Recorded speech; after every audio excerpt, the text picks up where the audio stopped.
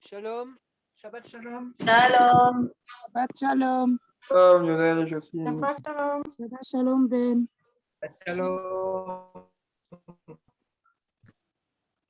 Baruch haba b'shem Adonai. Hallelujah. Baruch haba b'shem Adonai. Hallelujah. Baruch haba b'shem Adonai. Baruch haba b'shem Adonai. Hallelujah.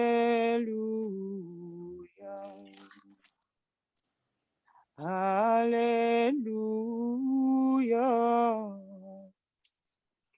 Hallelujah.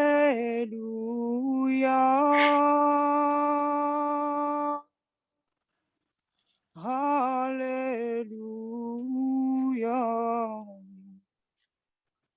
Hallelujah.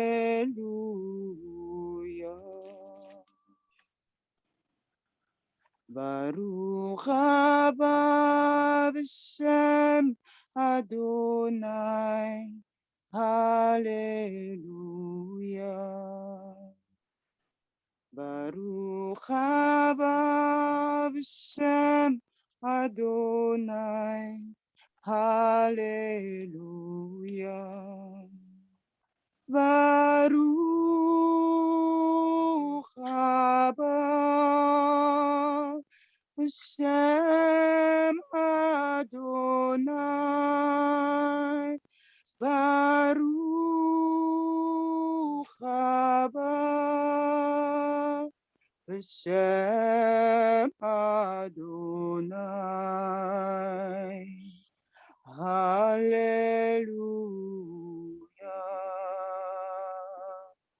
Hallelujah. Hallelujah.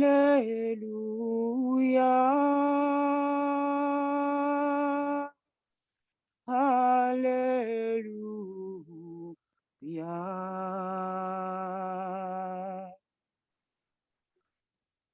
Shabbat shalom. Amen. Amen. Amen. Amen. Amen. Amen, amen. Amen. Ok. Abbiamo pensato proprio a toccare. Ruben, vas-y toi, comme ça après on introduit Lionel.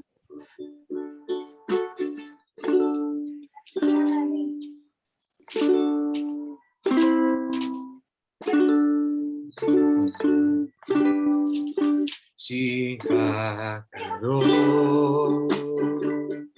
O El Elyon, Atahido,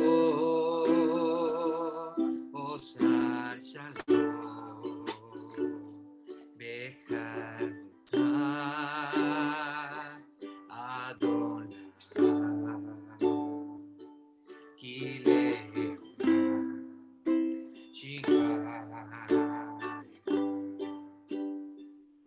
Oh Adonai, Malki Mashiach, Oh Elyon, Lecha Hashira, Oh Shar Shalom, Lecha Batati, Oh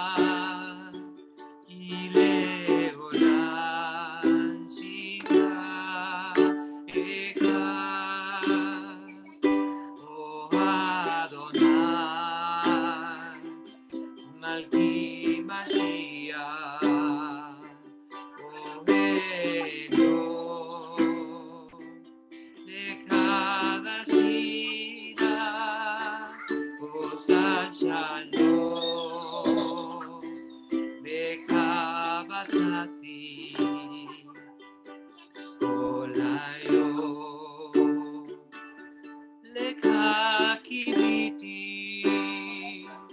O Adonai, Malki Mashiach, O Elyon, Lehavashia,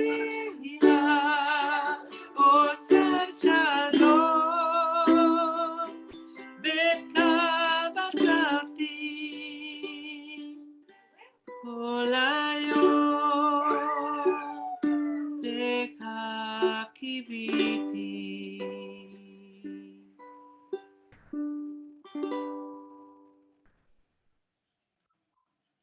Bravo. Amen. Amen. Bravo. Shalom. Amen. Shabbat shalom à tous. Shalom, shalom à tout le monde. Oula.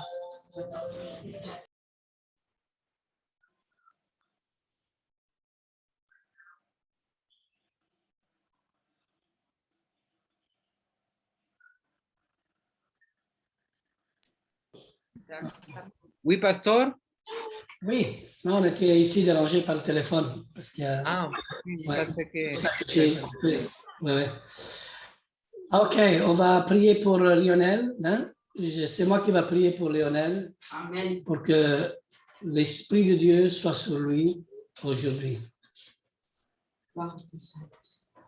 Notre Père, à qui irons-nous? Il n'y a que toi qui as les paroles de vie. Et la vie éternelle, c'est toi qui la donnes à travers ta parole. Et tes paroles sont esprit et vie. Et c'est ça que nous désirons que aujourd'hui, par la bouche de ton serviteur Lionel, tu vas nous donner, Seigneur, des paroles de vie qui sortent dans son cœur avec humilité et avec joie et avec paix.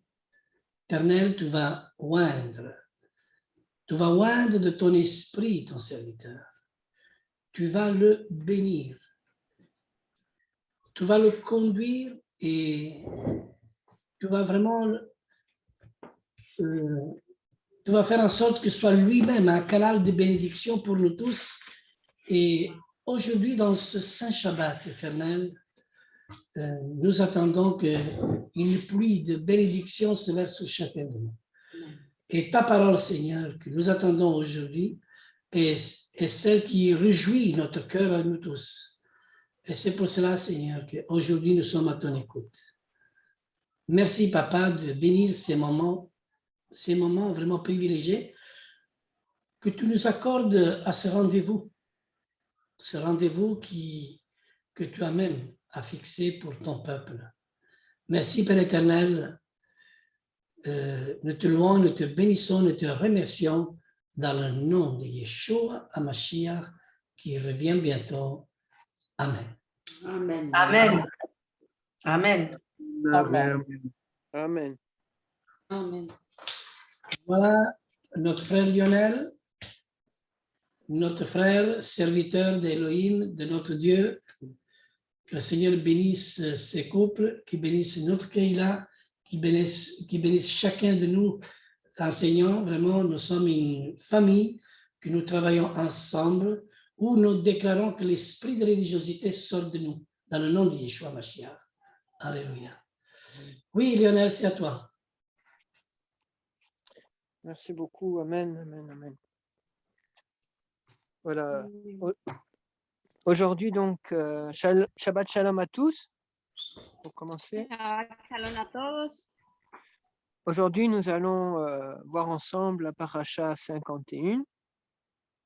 Hoy vamos a ver juntos la parasha 51, Qui s'intitule Mitzavim. que se titula Nitzavim, Qui signifie vous vous tenez. que significa ustedes se sostienen. Alors cette paracha, comme vous avez lu cette semaine, se trouve dans le livre de Devarim, de Deutéronome, 29:9 à 30:20. Y como esta semana la leímos, como ya saben, se encuentra en Deuteronomio capítulo 29, del versículo 9 hasta Deuteronomio capítulo 30, versículo 20. Voilà. Je voudrais déjà vous demander aussi si tout le monde entend bien. Les pregunto si todos escuchan bien.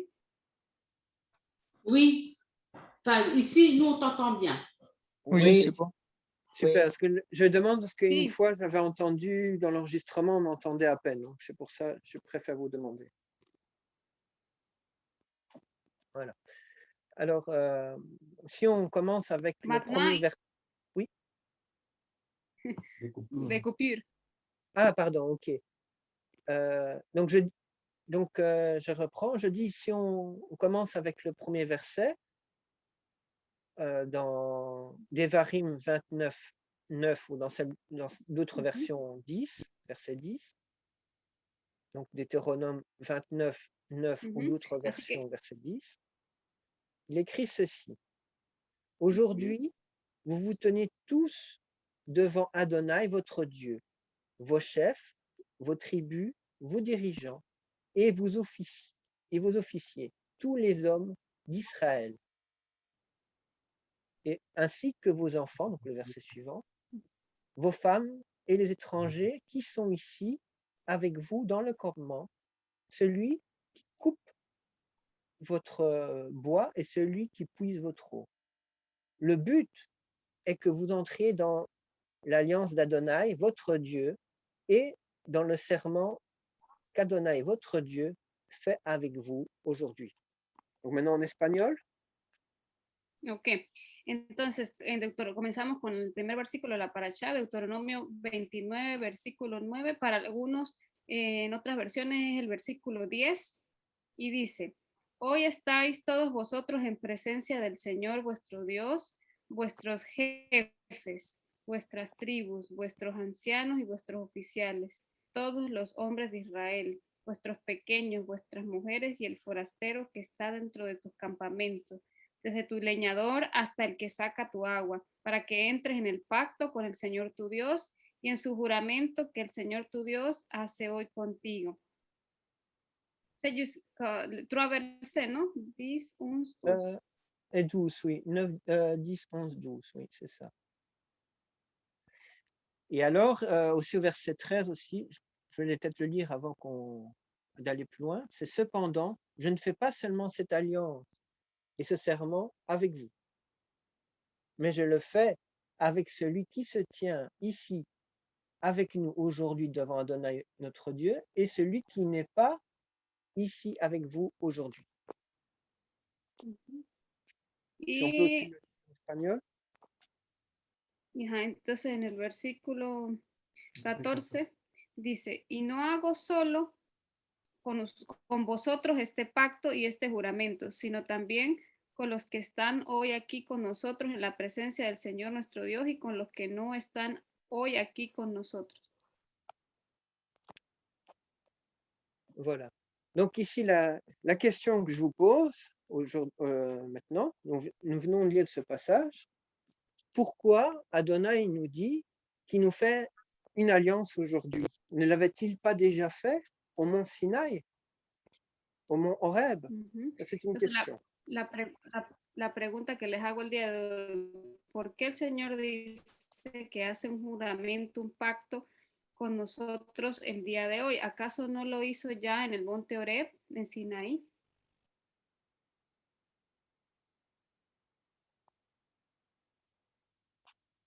Donc, si quelqu'un a une idée, il peut répondre. Est-ce qu'il ne l'avait pas déjà fait? Pourquoi Adonai revient aujourd'hui encore? ¿Alguien tiene alguna idea y podría responder por qué dice que hoy si ya lo hizo? Est-ce qu'il n'avait pas déjà donné à Moshe et au peuple déjà, et que le peuple avait dit oui, nous acceptons ça, nous acceptons ces lois, nous allons l'observer, nous allons accepter. Pourquoi aujourd'hui encore? Qu'est-ce qui s'est passé? Peut-être. Cuando habló con Moisés, le dijo, todos aceptaron el pacto y dijeron que sí, que lo iban a seguir. Entonces, ¿por qué nuevamente les dice que está haciendo un pacto el día de hoy? Oui, Mais peut-être que parmi le peuple, il y en a certains qui n'ont pas respecté ce que Adonai avait dit de faire. Alors, il veut nous le faire rappeler. Puede ser que entre el pueblo haya habido gente que no haya respetado el pacto y entonces el Eterno lo quiere recordar o se los quiere recordar. Oui, c'est une idée. Mais ici, si on remonte un peu avant, d'ailleurs, je pense notre frère Joseph Cadilia avait un tout petit peu évoqué la semaine passée dans la paracha. Si remontamos un poco más atrás, yo creo que nuestro hermano Casaría compartió un poco de eso. Dans la paracha 50, qui est Kitavo. Donc, si on reprend Deutéronome 28 au verset 69, donc Deutéronome 28, verset 69, dans certaines versions, c'est Deutéronome 29, verset 1. 69, 69. Deutéronome 28, donc Devarim 28, verset 69. Donc, dans la Bible, la traduction de David Stern, c'est verset 69. Et dans d'autres versions, c'est donc chapitre 29, verset 1. Il dit ceci. En otras versiones, el versículo 1 del capítulo 29. Il dit ceci. Ce sont là les paroles de l'alliance qu'Adonai ordonna à Moshe, donc à Moïse, de faire avec le peuple d'Israël dans le pays de Moab, donc de Moab, en plus de l'alliance qu'il avait faite avec eux à Horeb, donc à Horeb. Oui. Entonces el versículo dice, 1. Estas son las palabras del pacto que el Señor mandó a Moisés que hiciera con los hijos de Israel en la tierra de Moab, además del pacto que había hecho con ellos en Horeb. Maintenant, donc ici, il dit en plus de l'alliance. Donc, est-ce qu'il manquait quelque chose dans l'alliance? C'est aussi une question qu'on peut se poser. Est-ce que l'alliance qu'il avait faite au Sinaï, au mont Horeb, est-ce qu'elle n'était pas complète? Est-ce qu'il manquait quelque chose? Est-ce que c'est pour ça que le traducteur a utilisé le mot en plus? Est-ce qu'il manque quelque chose? El traductor probablemente utilizó la palabra además aquí. ¿Acaso le hacía falta algo al pacto que hizo con ellos en Horeb? Les hago esa pregunta. Voilà. Donc, si on regarde le mot qui a servi à traduire en plus, le mot en hébreu, ça vient du mot bad. Ajá, esa palabra viene del hebreo bad. Alors, exactement quel mot?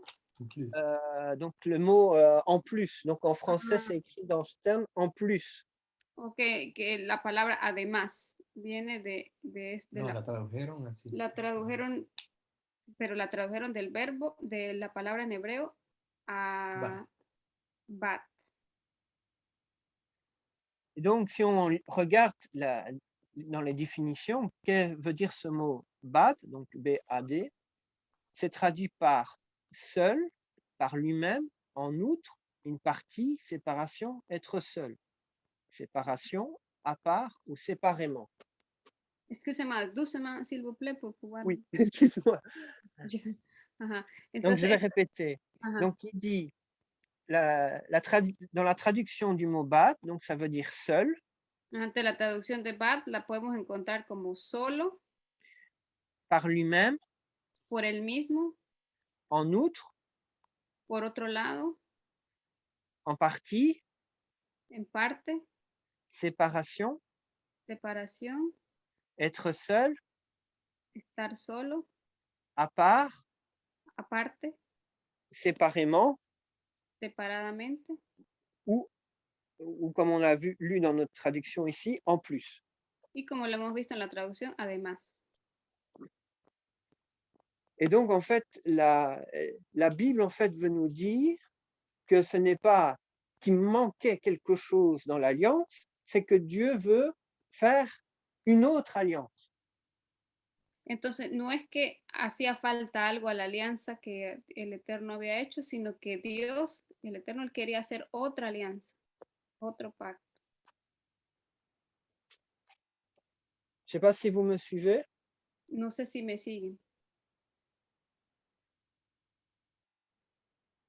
Vous me suivez? ¿Me siguen? Un poco, un poco. Un peu. Il Un peu. dit, Ok. Amen. Amen. Amen.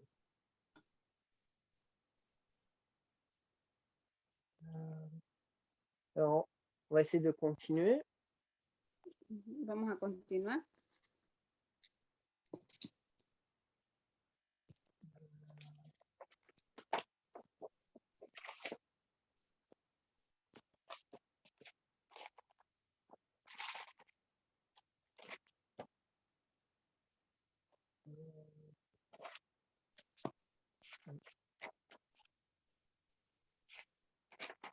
Alors, si on continue, il dit ensuite dans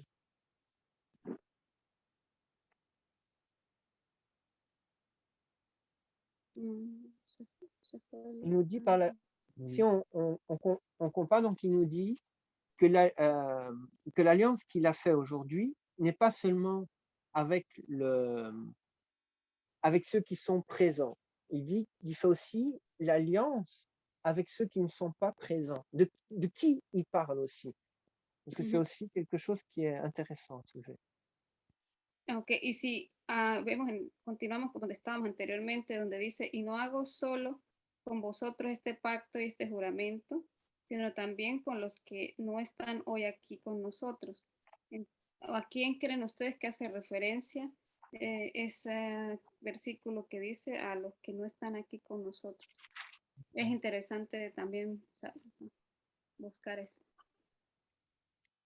Si on reprend en Exode 24:8, on peut reprendre aussi ce passage-là. Exode quoi? 24:8, donc le livre de Shemot, chapitre 24, verset 8. Entonces, si retomamos Éxodo capítulo 24, versículo 8. Donc,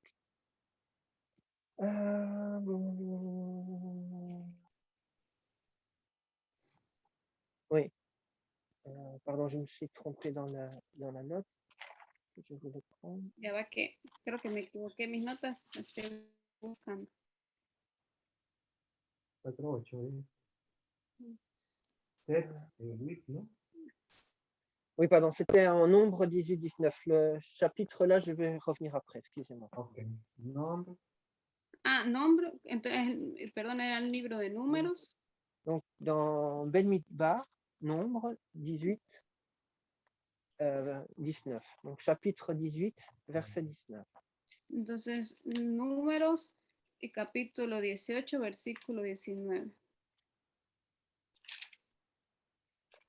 Donc, il dit, donc quand il a fait l'alliance, il dit, je t'ai donné à toi, à tes fils et à tes filles, toutes les contributions des choses saines que le peuple d'Israël offrira à Adonai. C'est une loi, une alliance éternelle de celle devant toi, devant Adonai pour toi et tes descendants avec toi. Donc, on voit que là, la première alliance qui est parlée a été donnée aux gens qui étaient présents y a la descendance. Ok, entonces en el versículo 19 de Números dice, todas las ofrendas de lo que es santo que los hijos de Israel ofrezcan al Señor, las he dado a ti, a tus hijos y a tus hijas contigo como porción perpetua. Es un pacto permanente delante del Señor para ti y tu descendencia. Entonces vemos que la alianza, el pacto que hizo Dios con el pueblo, lo hizo con ellos y también con su descendencia. Et tandis que dans l'autre passage que nous venons de lire, là, il est dit que c'est donné à nous et à ceux aussi même qui ne sont à tes descendants, mais aussi à ceux qui ne sont pas présents. On voit que cette alliance que Moïse présente au peuple, que Adonai a donné, et aussi même à des gens qui ne sont pas présents et qu'on ne connaît pas, on ne sait pas qui ils sont et d'où ils viennent. Entonces vemos que, como leímos en el versículo de Deuteronomio 29, 14, que la alianza y el pacto que hizo el Eterno, lo hizo aún con los que no estaban presentes, con aquellos que todavía no conocíamos, no sabíamos de dónde venían. Voilà. Alors, on va continuer à lire le passage pour comprendre. Vamos a nous continuar dit- leyendo el pasaje para poder comprender.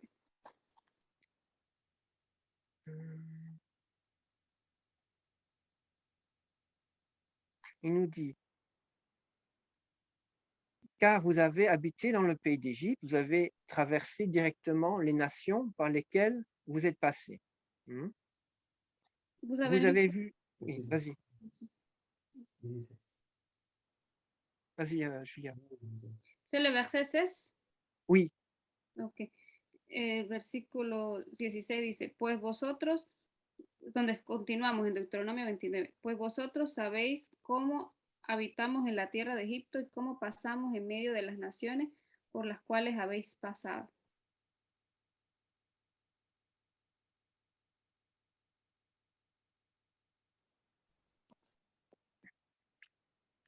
si on continue,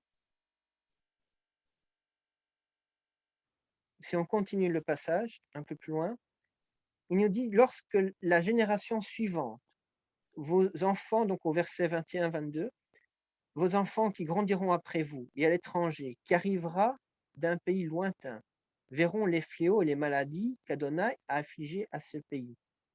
Ils verront que tout le pays, devenu semblable au soufre et en combustion et au sel, n'est pas assemblé, n'a pas produit de culture de même d'herbe comme la chute de Sodome à Morin et a détruit dans sa fureur.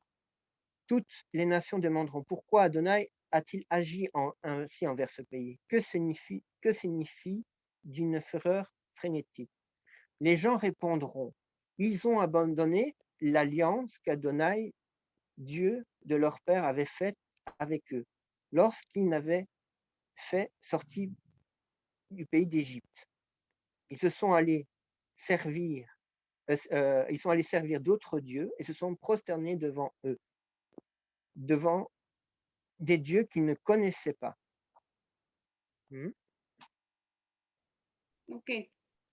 Entonces leemos en Deuteronomio capítulo 29, desde el versículo 22 hasta el 26, donde dice, y la generación venidera, vuestros hijos que se levanten después de vosotros y el extranjero que venga de tierra lejana, cuando vean las plagas de la tierra y las enfermedades con las que el Señor la ha afligido, dirán, toda su tierra es azufre, sal y calcinación, sin sembrar, nada germina, y el pasto no crece en ella, como en la destrucción de Sodoma y Gomorra, de Adma y de Seboim, que el Señor destruyó en su ira y en su furor. Y dirán todas las naciones, ¿por qué ha hecho así el Señor a esta tierra? ¿Por qué esta gran explosión de ira?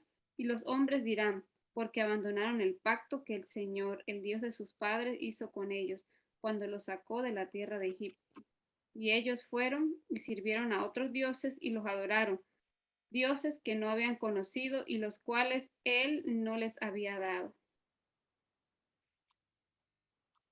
Donc, en effet, quand il y a un péché, une faute, on dit qu'on est coupé de l'alliance, on est mis en dehors de l'alliance, à cause de nos péchés, à cause de nos iniquités. Okay. Cuando hay pecado, podemos decir que hemos sido cortados de la alianza a causa de la iniquidad. Et c'est pour ça, si on prend dans Jérémie 31, verset 31-32, il nous dit ceci. Y por eso si tomamos Jeremías 31, versículo 31 y 32, dice lo siguiente. Il dit, voici, les jours viennent, dit l'Éternel. 31-32, voici, les jours viennent, dit l'Éternel. que je traiterai une alliance nouvelle avec la maison d'Israël et la maison de Juda. Non comme l'alliance que je traiterai avec leur père au jour où je les ai pris par la main pour les faire sortir du pays d'Égypte, alliance qu'ils ont violée. Toutefois, j'avais été pour eux un époux, dit l'Éternel. Alors, verset 33, il dit, mais c'est ici l'alliance que je traiterai avec la maison d'Israël. Après ces jours-là, dit l'Éternel, je mettrai ma loi au-dedans d'eux et j'écrirai dans leur cœur. Je serai leur Dieu et ils seront mon peuple. Ok, entonces Jeremías 31 al 33 dice, he aquí vienen días, declara el Señor, en que haré con la casa de Israel y con la casa de Judá un nuevo pacto, no como el pacto que hice con sus padres el día que los tomé de la mano para sacarlos de la tierra de Egipto, mi pacto que ellos rompieron, aunque fui un esposo para ellos, declara el Señor, porque este es el pacto que haré con la casa de Israel después de aquellos días, declara el Señor. Pondré mi ley dentro de ellos y sobre sus corazones la escribiré. Y no seré su Dios, y yo seré su Dios, y ellos serán mi pueblo. Y no tendrán que enseñar más cada uno a su prójimo. Ah, c'était jusqu'au 33. 33, oui, c'est ça. Ah, hasta el 33. Y ellos serán mi pueblo. Voilà. Et on voit aussi même en Ézéchiel 36, 26, 27, c'est intéressant aussi ce qu'il dit. Parce qu'il parle aussi, Ézéchiel 36, chapitre 36, versets 26 et 27. Y ahora buscamos Ezequiel 36, versículos 26 y 27. Il dit, je vous donnerai un cœur nouveau et je mettrai en vous un esprit nouveau. J'ôterai de votre cœur de pierre, j'ôterai de votre corps le cœur de pierre et je vous donnerai un cœur de chair. Je mettrai mon esprit en vous et je ferai que vous marchiez dans mes statuts, que vous gardez mes ordonnances pour les pratiquer. Dice el versículo 26-27 de Ezequiel 36. Además os daré un corazón nuevo y pondré un espíritu nuevo dentro de vosotros. Quitaré de vuestra carne el corazón de piedra y os daré un corazón de carne. Pondré dentro de vosotros mi espíritu y haré que andéis en mis estatutos y que cumpláis cuidadosamente mis ordenanzas. Donc est-ce que vous me suivez toujours? Vous comprenez? ¿Me siguen todavía? ¿Comprenden? On voit que c'est suite aux fautes, au péché, il y a eu la coupure avec cette première alliance.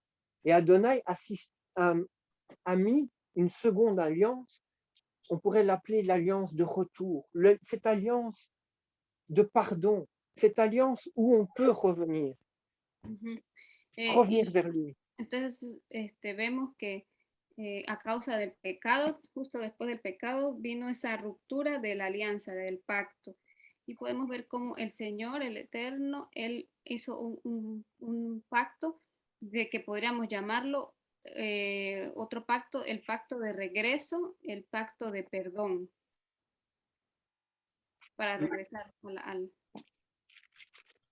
On voit que il nous est dit en fait, donc dans la première alliance, il est dit que c'est à nous de circoncire notre cœur. En la primera alianza vemos que nos correspondía circuncidar nuestro corazón. Nous devons circoncire nos cœurs. Debemos circuncidar nuestro corazón. Oui, donc ça c'est la référence en Deutéronome 16. Il dit ça. Dieu nous commande de circoncire notre cœur. Y eso hace referencia a Deuteronomio 17. ¿Qué verset? Verset 16. C'est là la référence. Il dit, nous devons circoncire notre cœur. Mais le problème... Deuteronomio 17, 16. Non, 10. Devarim 10, 16. Il nous dit, nous devons circoncire nos cœurs. Entonces, de Devarim, Deuteronomio 10, 16, habla de que debemos circuncidar nuestro corazón. Dice, circuncidad pues vuestro corazón y no endurezcáis más vuestra cerviz. Mais on peut voir quelque part, c'est un échec. L'homme n'arrive pas à circoncire nos cœurs. Pero vemos que de alguna manera no llegamos a circuncidar nuestro corazón. L'homme n'arrive pas. Il y a quelque chose qui bloque. Quelque chose qui bloque pour que l'homme puisse circoncire son cœur. Hay algo que impide que el hombre pueda llegar a circuncidar su corazón. C'est pour ça que l'on voit dans la paracha d'aujourd'hui, dans le verset, dans Deutéronome 36, il dit que Dieu va circoncire notre cœur et le cœur de la prospérité. On voit que c'est une opération maintenant que c'est Dieu qui va faire pour nous. Y entonces vemos aquí en la parasha donde estamos, en el versículo 26, sé que el versículo il dit qu'il va circoncire notre cœur. Donc le Deutéronome 30, verset 6. Ajá, entonces, Deuteronomio 36, el Señor dice que Él va a circuncidar nuestro corazón. El Señor tu Dios, además el Señor tu Dios circuncidará tu corazón y el corazón de tus descendientes. Et on voit, et en plus, si on lit bien le verset, quelle est cette raison aussi pour qu'on circoncis nos cœurs? Il dit, afin que vous aimiez Adonai, votre Dieu, de tout votre cœur, de toute votre être, et ainsi vous vivrez. Y el versículo continúa y nos dice la razón por la cual va a circuncidar nuestro corazón. Dice, para que ames al Señor tu Dios con todo tu corazón y con toda tu alma a fin de que vivas. Donc, en fait, si nous avons un cœur de pierre, nous ne pouvons pas aimer Adonai. Así que, pues, si tenemos un corazón de piedra, no podemos amar a Adonai. Et comment fait ce passage du cœur de pierre à un cœur de chair par Adonai? Il faut que c'est Adonai qui nous circoncie.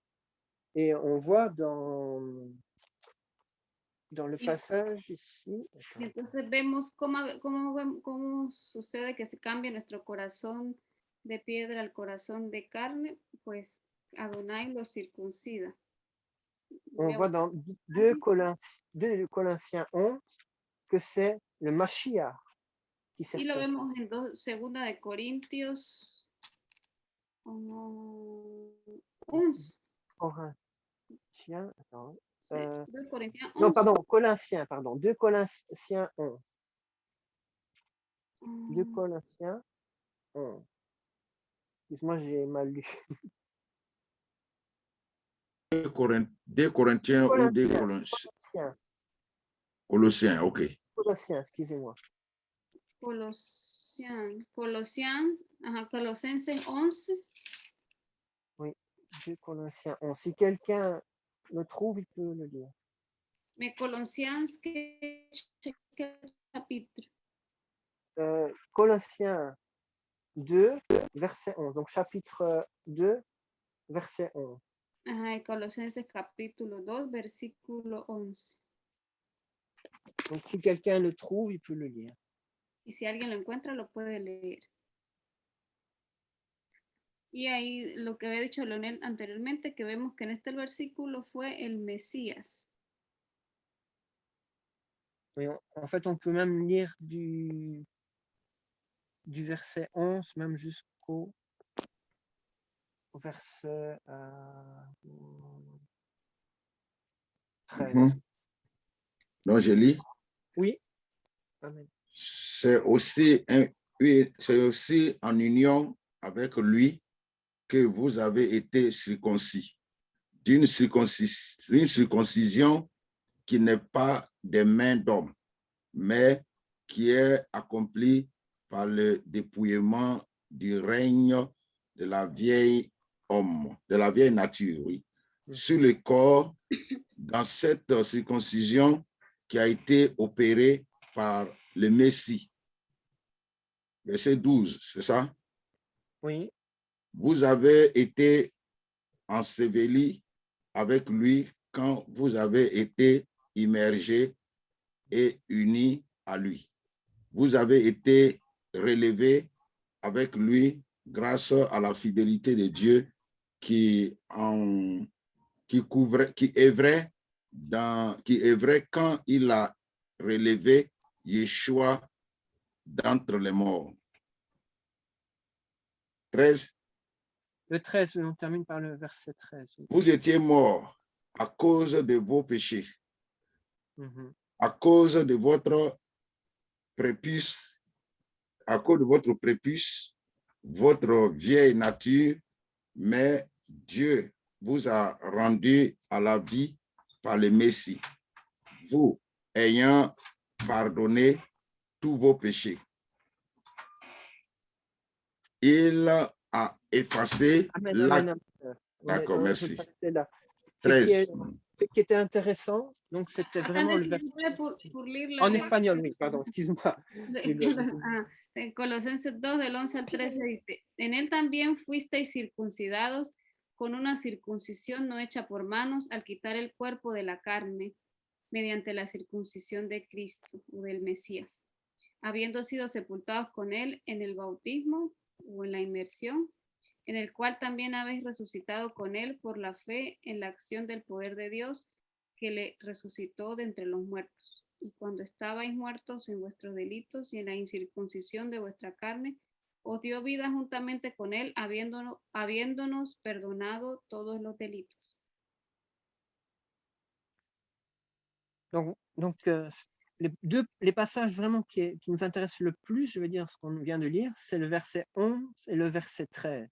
Il dit que ce n'est pas la main de l'homme qui a fait que notre cœur a pu être circoncis, mais ce n'est pas Christ par Mashiach, c'est lui qui circoncis nos cœurs.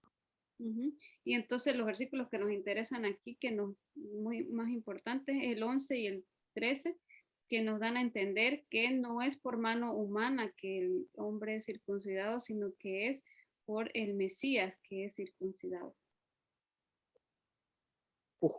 Pourquoi? Parce qu'on a beau circoncire dans la chair, ce n'est pas parce que nous essayons de respecter le commandement que nous allons avoir cet amour pour Adonai. Porque no es por tratar de guardar el mandamiento físicamente que vamos a tener ese amor por Adonai. Il faut absolument que ce soit notre cœur qui soit circoncis. Nous aurons cet amour et nous avons ce respect pour lui et nous allons vraiment obéir à ses commandements parce que nous l'aimons. Nous cherchons à le plaire. Pas juste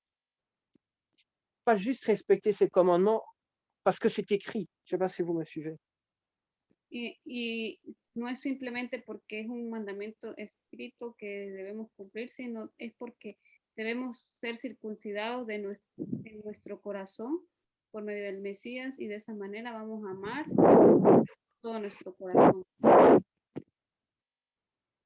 Est-ce que vous me suivez? ¿Sí me siguen? Amen.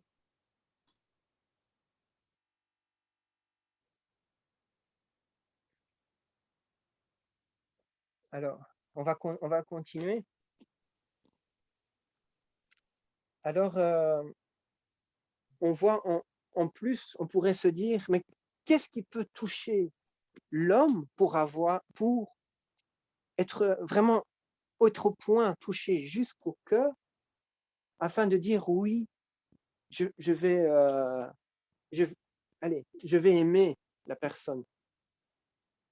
Excusez-moi, vous pouvez répéter l'idée? Je vais essayer de répéter, c'est pas toujours facile de mettre des mots sur la pensée. Donc, on pourrait se poser la question, mais quel événement, qu'est-ce qui s'est passé pour que l'homme soit vraiment touché jusqu'au plus profond de son cœur, afin que cette circoncision puisse avoir lieu? ¿Qué tuvo que suceder para que el hombre fuera tocado en lo más profundo de su corazón y esa circuncisión fuese llevada a cabo? Si quelqu'un a la réponse, il peut la donner. Moi, je pense que quand quelqu'un s'approche du Seigneur dans sa tête, dans sa pensée, dans la recherche, dans l'étude de la parole, automatiquement, du fait qu'il recherche Dieu, qu'il recherche à se rapprocher, à comprendre, automatiquement, il va se faire baptiser. Et quand il se fait baptiser, il y a comme une explosion de joie. Et je pense que c'est à ce moment-là que la circoncision du cœur arrive. C'est-à-dire que d'abord, il y a une recherche personnelle, et puis vraiment une grande recherche personnelle, c'est-à-dire vouloir découvrir le pourquoi du pourquoi du pourquoi. Et quand on recherche et qu'on s'approche de Dieu, dans la pensée et dans le cœur, là, il y a baptême, et avec le baptême, il y a explosion, il y a circoncision du cœur. Et je pense qu'après, le chemin est ouvert, et après, on n'a qu'envie, c'est de savoir de plus en plus, connaître et connaître. Il nous faudra toute la vie et toute l'éternité pour connaître Dieu. Donc, je pense que c'est à partir de ce moment-là qu'il y a le chemin qui s'ouvre, et la circoncision du cœur se fait juste à partir de ce moment-là, mais après, ça se développe. Voilà. Moi, je pense comme ça. Pour moi, c'est ce qui s'est passé. Donc, je pense que pour les autres, c'est pareil. Il doit y avoir, c'est une recherche personnelle de Dieu. Et après, il y a eu ce baptême qui m'a ouvert les yeux. Et j'ai avancé j'ai avancé très vite. Voilà. Para resumir, ella dijo que es una búsqueda personal del Señor, y cuando la persona tiene esa búsqueda personal, entonces luego se bautiza, y al bautizarse, a partir de ese momento, la persona comienza su circuncisión, la circuncisión en su corazón, esa convicción, y después eso se va desarrollando y se va llevando a cabo con el tiempo, ese crecimiento. Merci. S'il y a aussi une autre réponse, mais merci Joël, c'est très intéressant ce que tu nous as dit. Gracias, Joël, muy interesante. Moi aussi, je trouve qu'il y a la recherche personnelle de Dieu et l'obéissance. Quand après on a trouvé Dieu, on l'aime de tout notre cœur, et on l'obéit. On obéit à sa parole, à ce qu'il nous dit.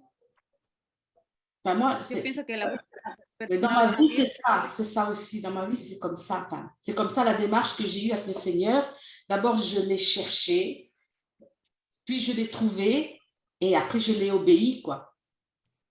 Para la pastora es no solamente buscarlo, que como en su experiencia personal ha sido buscarlo, luego encontrarlo, pero finalmente obedecerlo. No solo buscarlo, sino que también hay que obedecerlo. Oui, je comprends. Moi, Oui, pardon. Moi, je voulais dire quelque chose. Oui, moi, je pense qu'il y a à la fois l'action dans notre cœur, il y a la décision aussi que l'on prend et que Dieu nous aide à prendre, mais il y a aussi l'esprit. Je crois qu'il y a aussi ça à mentionner, dans le sens où c'est l'Esprit de Dieu qui nous aide aussi à obéir, qui nous aide aussi à prendre la bonne décision, qui nous aide aussi à entendre la voix de Dieu et savoir qu'est-ce qui est juste à ses yeux, et après nous donne la force de l'accomplir. Y otra cosa es que dice Ana María, que hay que agregar a eso, es que el espíritu, el Rúa, el espíritu nos a obedecer, Ruben, nos tu da voulais dire la aussi? convicción Ah, de pardon. lo que es justo para poder llevarlo a cabo. Rubén. Sí, con respecto a la circuncisión del corazón. Oui, il veut partager quelque chose par rapport à la circoncisión du cœur. Y que, como dice en Deuteronomio 10, versículo 16, dice. Et comme il dit dans Deutéronome 10, verset 16. Oui. Circuncidad pues el prepucio de vuestro corazón y no endurezcáis más vuestra cerviz.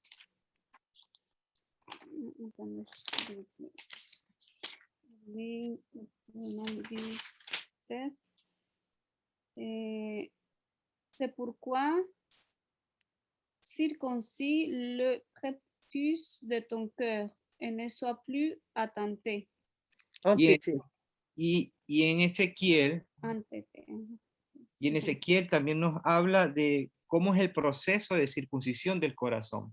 Et dans Ézéchiel, il nous parle de comment c'est le processus de Circuncisión. circoncision. ¿Y quién lo hace?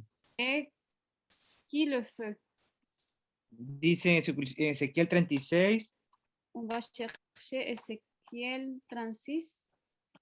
36. Ajá. sí, desde el versículo Du verset 24. Y dice, y yo os tomaré de las naciones y os recogeré de toda la tierra y os traeré a vuestro país. Esparciré sobre sobre vosotros agua limpia y seréis limpiados de toda vuestra inmundicia y de todos vuestros ídolos y los limpiaré. Este versículo es más importante, el 26 dice, y os daré un corazón nuevo y pondré un espíritu nuevo dentro de vosotros y quitaré de vuestra carne el corazón de piedra y os daré un corazón de carne. Y pondré dentro de vosotros mi espíritu y haré que andéis en mis estatutos y guardéis mis preceptos y los pongáis por obra.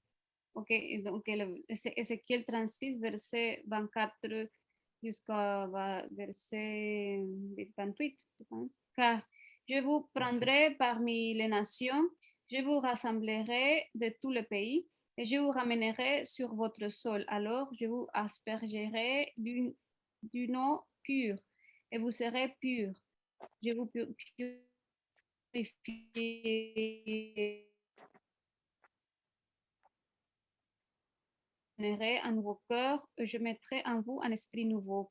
J'ôterai le corps de pierre et de votre chair et vous donnerai un cœur de chair. Je mettrai mon esprit en vous et vous ferai vivre selon mes lois. Je vous ferai respecter mes ordonnances et leur obéir. Aquí vemos entonces la transformación de un corazón de carne, un corazón de piedra, un corazón de carne. Y esta transformación se traduce en una circuncisión. Ici, on voit le processus de transformation d'un corps de pierre à un corps de chair. Et cette transformation se traduit comme une circoncision. Es decir, que nos volvemos sensibles a la palabra del Señor, a la Torá, a esos mandamientos, a su voz. C'est-à-dire que maintenant, nous sommes plus sensibles au commandement de l'Éternel, à sa voix. Porque nos sentimos más identificados y le servimos o hacemos los mandamientos por amor, no porque es una carga o una dura servir. Nous sommes plus identifiés avec lui, avec ce commandement, et nous, porque lo amamos. Porque lo amamos. Parce que nous l'aimons, et on ne fait pas les commandements comme une charge, comme une chose qui est lourde. Como lo dice mais parce qu'on veut le servir avec amour. Y como dice en el versículo 16 que leímos de Deuteronomio, dice que no endurezcáis vuestra cerviz. El 16 del capítulo 10. Como on a lu dans Deutéronome 10, verset 16, Circuncidad vuestro 16. C'est pourquoi circoncis le prépuce de ton cœur. Y no endurezcáis vuestra cerviz. Ne sois plus entêté. Amen, amen, Okay, amen, aquí amen. dice que Merci Ruben. Merci Ruben. En effet, le passage là, on avait un tout petit peu évoqué. On dit, j'ôterai le cœur de pierre et je vous donnerai un cœur de chair. Parce qu'il faut que nous puissions l'aimer. Si nous ne l'aimons pas, nous n'allons pas le respecter. Je ne sais pas si vous comprenez. C'est comme notre père. Si vous n'aimez pas votre père, vous ne pouvez pas respecter votre père. Vous allez faire des mauvais coups dans son dos. Amen. Okay. Como... Excusez-moi, mais je voudrais intervenir aussi. Hein. Dans tout ça, on voit... Attends une minute, s'il te plaît, que Julia traduise. Après, tu pourrais... Je traduis une partie, après vous, M. Rosario. Excusez-moi, Julia. Disculpa. Ajá. Ok. En el versículo, como se mencionó en el versículo anterior, donde decía que quitaré el corazón de piedra y les daré un corazón de carne. j'ai perdu un peu l'idée. Qu'est-ce que vous avez dit sur le père? Donc, quand vous aimez votre père, vous allez le respecter, vous allez l'obéir. Mais si vous ne l'aimez pas, vous allez faire des mauvais coups, vous allez le déshonorer, vous n'allez pas faire ce qu'il vous dit de faire. Ok, cuando tú amas entonces a tu padre, tú lo respetas. Y si tú no lo amas, pues no, lo deshonras. Ou ce qui peut se passer aussi, si vous ne l'aimez pas, vous pouvez aussi obéir, mais dès qu'il aura le dos tourné, vous allez le désobéir. Y aún puede que lo obedezcas, pero cuando se dé la vuelta y no te vea, entonces ahí lo desobedeces. Puede ocurrir ese caso también. Et c'est entre autres ça qu'on voit dans la Bible. On voit que s'il y a un prophète envoyé par Adonai qui est là, généralement le peuple reste un peu sage. Mais dès que le prophète est parti, on voit que le peuple recommence à pécher. Pourquoi? Parce que l'amour n'y est pas. Si tu aimes, même si Adonai n'est pas là, tu vas continuer à l'obéir. Es como cuando Dios enviaba a sus profetas, mientras el profeta estaba, el pueblo se mantenía, pero una vez que el profeta ya no estaba, el pueblo desobedecía. Entonces, porque no había amor ahí. Cuando amas, aún si él no está, N'oubliez pas Rosario. Sí, oui, si no alguien no está viéndote, el Eterno no se está viendo, aún así tú obedeces. Vas-y, Rosario, on t'écoute. Moi, je voulais justement intervenir parce que le cœur circoncis que nous avons à l'heure actuelle, nous avons eu justement l'exemple dans la vie de notre Seigneur et Maître Yeshua HaMashiach. Hein. Et c'est ça que et c'est confirmé justement par la Torah. Hein. Mais justement, et ce qu'on oublie souvent, c'est que Yeshua HaMashiach a marché justement comme la Torah, parce que c'est l'homme Torah, et il nous a appris comment circoncire justement notre cœur. Hein. C'est tout l'amour qu'il avait pour nous. C'est tout, et aussi les réprimandes qu'il faisait, qui justement renforçait cette circoncision. Hein. Et c'est ça qui est magnifique, parce que justement, étant donné que dans la Torah, justement, eux, ils ne le comprenaient pas, parce que bon, ils ne savaient pas, parce qu'il y a eu beaucoup d'erreurs et des péchés, tandis que dans la vie de Yeshua HaMashiach, c'est une vie parfaite. Et c'est ça notre circoncision, c'est de marcher comme lui. Según el comentario del señor Rosario es que nuestro mejor ejemplo de un corazón circuncidado, ¿sí? es la vida de nuestro Mesías, Yeshua, porque él vino a mostrarnos cómo es que un corazón se circuncida. Y es a través del amor, porque él entregó su amor por nosotros, o por amor se entregó por nosotros, y entonces él vino a mostrar cómo se debe vivir un corazón circuncidado.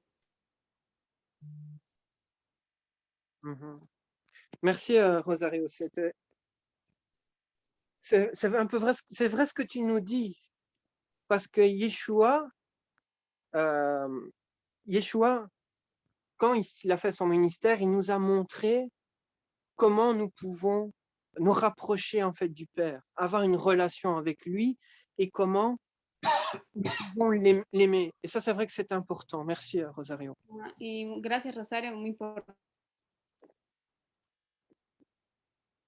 Et ce que je voulais aussi dire, ¿Cómo es que nosotros debemos acercarnos al Padre? ¿Cómo acercarnos a tener una relación cercana con Él? Ce qui touche aussi le cœur d'un homme, c'est ce qu'on fait aussi pour lui. Lo que toca también el corazón de un hombre es lo que hacemos por él. Par exemple, je vais aller directement au but du message. Par exemple, ici, ce qui a touché le cœur de l'homme, c'est que l'homme a compris qu'il devait mourir pour ses péchés. Il devait être mort. Tu es là? Fue que él se dio cuenta que tenía que morir por causa de su pecado. Et la parole nous dit que Adonai a tant aimé le monde qu'il a donné son propre fils afin que quiconque croit en lui ne périsse pas et la vie éternelle. Y la palabra dice que de tanto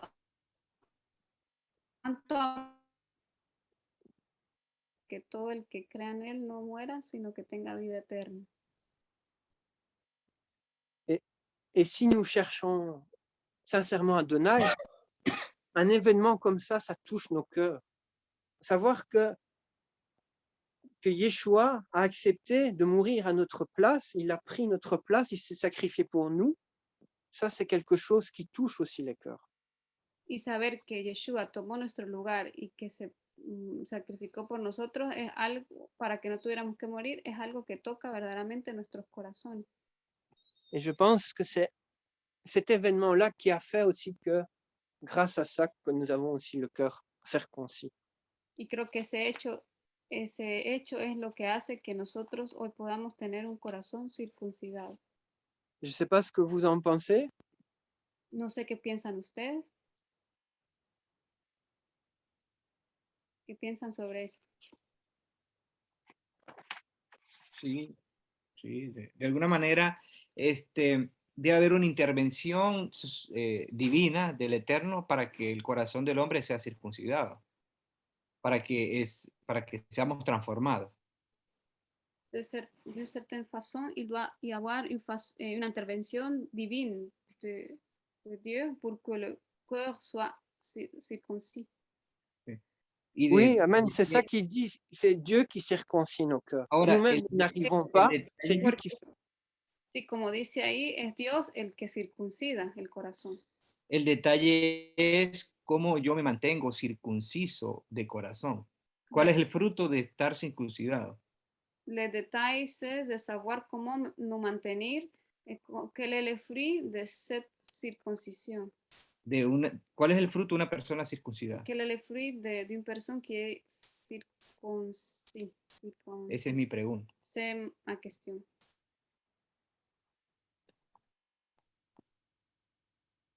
Mais nous voyons Oui, parce aussi... qu'il y a aussi, en fait, il y a aussi le fait que, enfin, je ne sais pas si ça a été dit, mais le fait d'être, comment dire, d'être circoncis, on est moins tourné vers soi-même, vers son propre cœur, vers sa propre vie, parce que humainement, on est concerné par nos vies à nous, et puis on est plus individuel et personnel.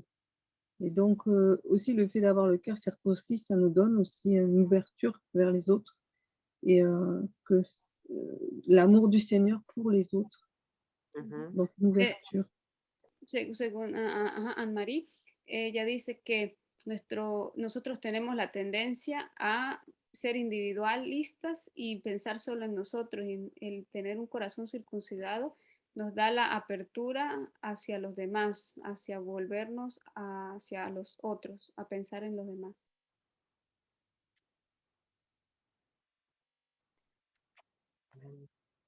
Oui, ça fait partie, en effet, du processus de renouvellement de la personne. Parce qu'il dit aussi qu'on reçoit cet esprit aussi d'Adonai. Et il dit aussi qu'il va mettre ses lois dans nos cœurs. Donc on voit qu'il y a une transformation de notre être aussi qui se fait. Ça, c'est vrai. Es la transformación de nuestro ser que se lleva a cabo porque dice que Él va a poner su espíritu en nosotros. Y ahí vendrán los frutos del espíritu. Rubén, il dit comme résultat les fruits de l'esprit. Amen, Ruben. C'est ça en effet qu'on voit dans Galates. Y es lo que vemos en Gálatas. Oui, on peut... J'ai beaucoup de choses à vous dire. Non, mais c'est bien, hein, parce que tengo muchas cosas que decirles. Il y a beaucoup de choses. Se la paró la antier. La parola. Oui. On peut en fait directement prendre Galates parce que c'est vrai que je voulais quand même vous le partager. Donc dans Galates, à partir du Galates 3, verset 17. Entonces vamos directamente a Gálatas, capítulo 3, a partir del 17.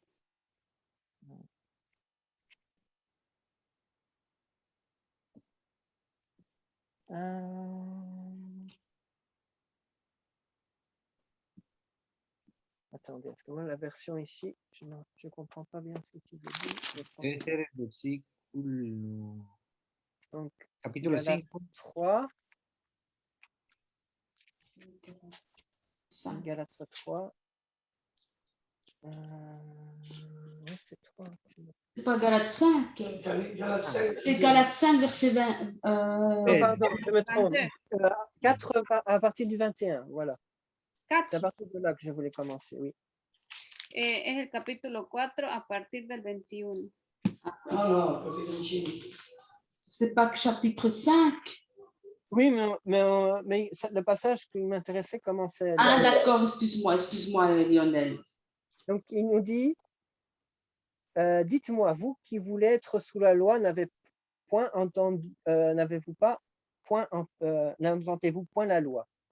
Alors, il nous est dit, car il est écrit qu'Abraham eut 2 fils, l'un de l'esclave et l'autre de la femme libre. Mais celui de l'esclave naquit selon la chair, et celui de la femme libre naquit en vertu de la promesse. Ces 2 choses sont allégoriques, car ces 2 femmes sont 2 alliances. L'une au mont Sinaï,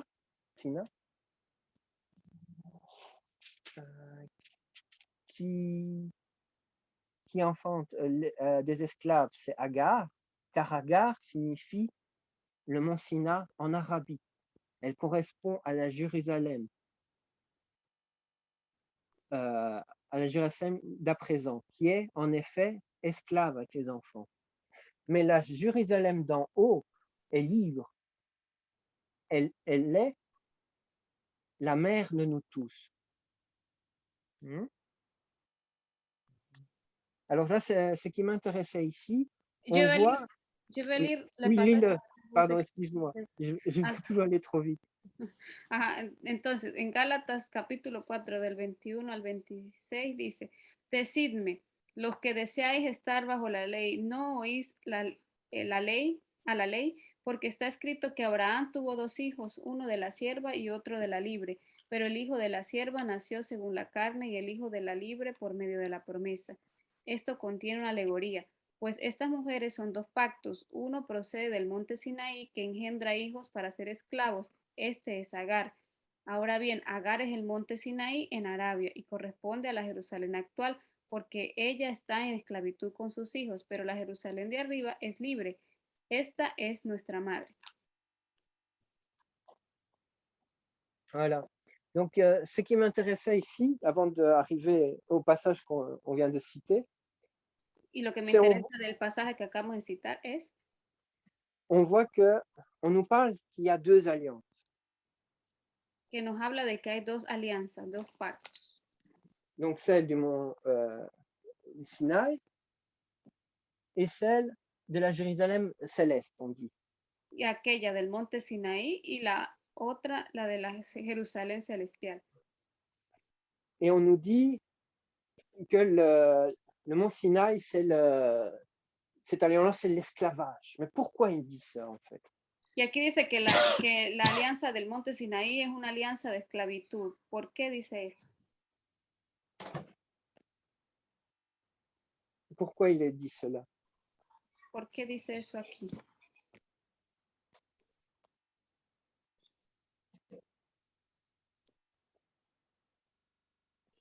Ben, moi, personnellement, je vais vous dire ceci. Pourquoi? Parce que déjà, s'il n'y a pas cet amour, vous allez voir ces commandements, ces lois et tout ça comme un fardeau. Vous allez dire, je suis obligé de faire ça. Mais quand vous aimez, quand vous aimez, vous n'avez pas la même vision. Vous allez dire, mais Adonai, c'est la personne qui m'est chère dans ma vie. Et vous voulez vraiment faire tout votre possible pour le plaire. Ujú. Entonces, yo quiero compartirles esto cuando se refiere a esclavitud, es porque cuando vemos los mandamientos como una carga, como una obligación que hay que cumplir, porque no hay amor. Ahora, si lo vemos desde otra perspectiva, cuando hay amor no lo hacemos como obligación, sino lo hacemos porque sabemos que Adonai, Él ha puesto su vida por nosotros. Y entonces ya lo hacemos de otra manera, con amor. Et en plus, on voit que dans cette seconde alliance, on voit qu'Adonai agit aussi. On voit qu'il est actif avec nous. Y vemos en esta segunda alianza que Adonai, Él actúa y está activo con nosotros. Il a fait des choses pour nous, pour que nous puissions y arriver. Él ha hecho cosas para que pudiésemos llegar. Tandis que celle du Sinaï, l'homme veut faire par sa propre force. Il veut y arriver par sa propre force. Mientras que en el monte Sinaí, ahí el hombre quiere llegar por sus propias fuerzas. Et parfois, juste, comment dire, il veut faire juste pour montrer, regardez, j'y suis arrivé. Kiki, j'ai pas compris. Il dit, regardez, c'est par moi-même, juste que je suis arrivé. C'est par ma propre force que je suis arrivé. Como decir, yo llegué por mis propias fuerzas. Mírenme cómo lo hice. Or, toute la gloire est à Adonai. C'est lui qui nous a fait sortir du péché, des fautes. Ajá, pero toda la gloria es para Adonai porque Él nos ha hecho salir del pecado. Aucune personne ne peut gagner son salut par sa propre force. Ninguna persona puede ganar su salvación por sus propias fuerzas. Il faut que Adonai agisse pour nous. C'est ça qu'on appelle la grâce. C'est lui qui nous a fait sortir de cette condamnation. Y es necesario que el Señor actúe, y eso es lo que llamamos gracia, porque nos ha hecho salir por su gracia de esa condenación. Et on voit par son action qui nous a aussi également touchés. Y vemos Et c'est grâce à... Oui, vas-y. Que Él realmente nos ha tocado. Et c'est par son action que nos cœurs sont transformés et que nous puissions aussi avoir son esprit, par sa propre action. Y es por su acción que nuestros corazones pueden ser transformados y somos llenados de su espíritu.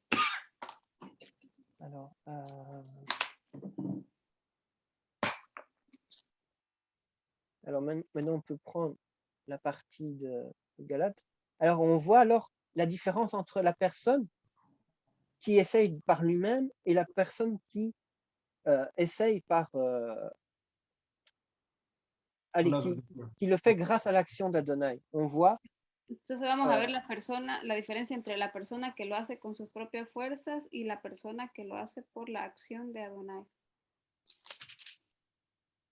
Il dit que les personnes qui fait par ses propres forces, on voit qu'il fait selon ce qu'on appelle les œuvres de la chair. Il fait les œuvres de la chair. On voit qu'il n'arrive pas à faire. On voit que tout ce qu'il fait, finalement, finit toujours vers le péché. Il fait l'adultère, la fornication, la dissolution, la séparation, l'idolâtrie, les querelles, les iniquités, la jalousie, la monicité, les disputes, les divisions et les sectes. On voit ça dans Galates 5, 19. Entonces vemos en Gálatas 5:19 cómo la persona que hace las cosas por sus propias fuerzas hace lo que aquí llaman las obras de la carne y que se muestran como inmoralidad, impureza, sensualidad, idolatría, hechicería, enemistades, pleitos, celos, enojos, rivalidades, disensiones, sectarismo, envidias, borracheras, orgías y cosas semejantes. Ouais. Et on voit aussi, verset suivant, comme ça on a dit tous les œuvres, mauvaises œuvres, il y a les envies, les meurtres, les ivogneries, les débauches, les choses semblables. Ujú. Mhm. Alors, oui, on peut lire la fin du verset. Il dit, je vous dis d'avance, comme je l'ai déjà dit, que tous ceux qui commettent de telles choses n'hériteront point le royaume de Dieu. Oui. Y leemos el final del versículo que dice, del versículo 21, contra las cuales os advierto, como ya os lo he dicho antes, que los que practican tales cosas no heredarán el reino de Dios. Mais par contre, ceux qui, on voit, ont le cœur de... ceux qui ont été circoncis, qui ont le cœur de chair, ceux qui ont l'esprit de Dieu, on voit, ils font les œuvres de l'esprit, on voit. Les œuvres de l'esprit sont la charité, la joie, la paix, la patience, la bonté, l'amour du bien, la fidélité, la douceur et la tempérance. Ok, pero el fruto, más el fruto del Espíritu es amor, gozo, paz, paciencia, benignidad, bondad, fidelidad, mansedumbre, dominio propio. Contra tales cosas no hay ley. Et il nous est dit, la loi n'est point contre ces choses. Y nos dice, contra tales cosas no hay ley. Pourquoi la loi est-elle point contre ces choses? ¿Por qué entonces la ley no está contra tales cosas? Ouais, vous le comprenez bien. Quand il dit la fidélité, tu ne vas pas tromper la personne. Porque si aplicamos la fidelidad, no vas a engañar a la persona. Quand tu as la charité, l'amour, ben, tu ne vas pas voler aussi la personne. Cuando tienes esa bondad, ese amor, no vas a robar a la persona. Quand tu as la paix, la patience, la joie, vraiment aussi l'amour pour l'autre personne, tu ne vas pas le tuer, la personne. Si tienes amor, paciencia, no vas a matar a una persona. Mhm. Et c'est pour ça que tous ceux qui vivent selon l'esprit, on dit que toute la loi est accomplie dans une seule parole, en celle-ci. Tu aimeras ton prochain comme toi-même. Donc, por eso, dans Galates 5:14. Y es por eso que dice que la ley se cumple en una sola palabra. Cuando la ley se cumple con aquellos que viven según el Espíritu en una sola palabra. Y es en el versículo 14 de Gálatas, porque toda la ley es en una palabra se cumple en el precepto amarás a tu prójimo como a ti mismo. Amén.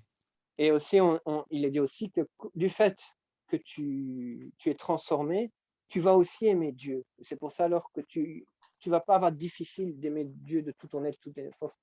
Parce que tu vas avoir cet amour et tu vas le respecter et respecter ses lois aussi. Y cuando eres transformado, entonces vas a tener ese amor y vas a respetar y vas a amar a Dios con todo tu corazón. Voilà.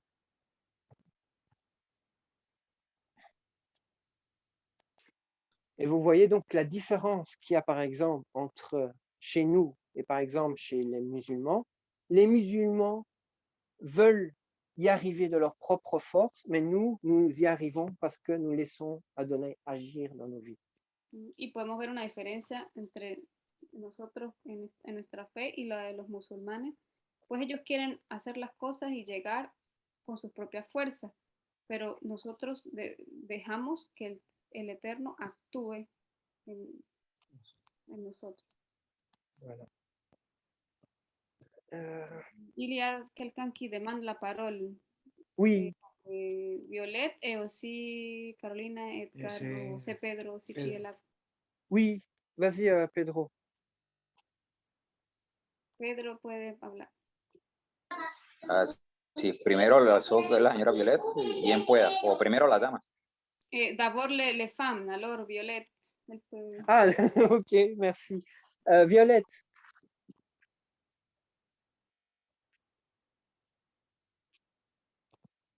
Allô, Violette?